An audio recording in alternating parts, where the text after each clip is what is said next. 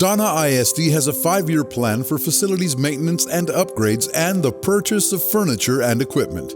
We're building a legacy for our students and community by providing high-quality learning environments. And here is how Donna ISD continues building that legacy.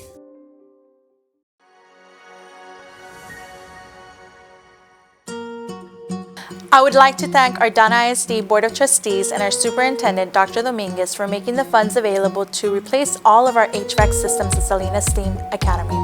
This allows our students to have an environment that is conducive to learning without having to worry about temperature in the classes. In addition to Salinas Elementary, Donna ISD is proud to be able to install new HVAC systems throughout the district to improve the air quality.